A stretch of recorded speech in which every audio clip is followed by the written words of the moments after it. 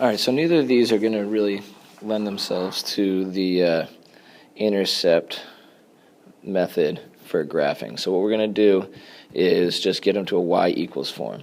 So I'm going to add 2y to both sides, and I'm going to add 1 to both sides of this first equation. So that cancels these and cancels those, and I get 3x plus 1 equals 2y.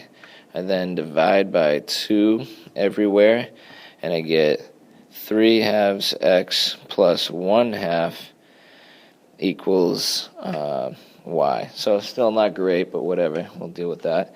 So y-intercept of 1 half, and then up 3 over 2.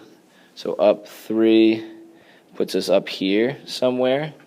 So though I don't know exactly where that point is, clearly the trend of the line is like this. So what I'm going to do is continue it backwards. So I'm going to go down 3 and back 2 to give me another point. And then I'm going to go down 3 back 2. Wow, that really is not an awesome thing at all here. Up 1, 2, 3 over 2.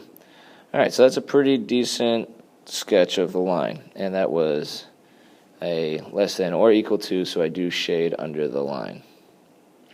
Alright, I do fill in a solid line, my bad. Alright, so now I'm going to test the point 0, 0.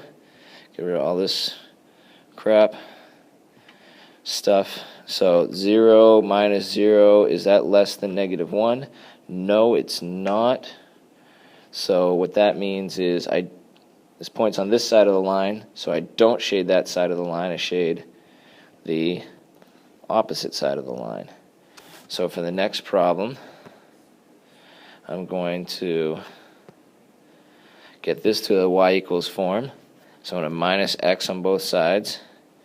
So that gives me 4y equals negative x plus 12. I like to keep it in y equals mx plus b form. So I put the x first.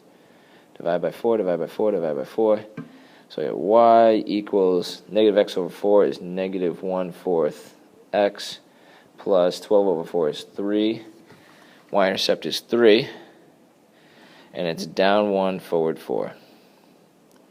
Wow, ooh, my bad. Sorry, I missed that this was a negative here, so that's a negative there, so that's a negative there, so that changes my y-intercept.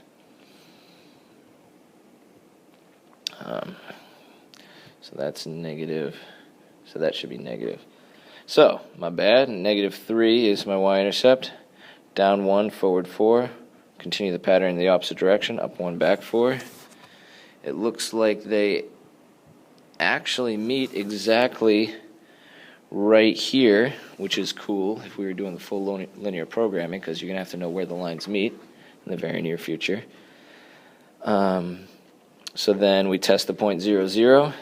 Tested in the original is 0 plus 0. Is that more than or equal to 12? Yes, it is. So what we're going to do is, that's on this side of the pink line, so I shade everything to that side. The answer is where everything overlaps. So the answer is here and there and everything this direction, this section of the plane.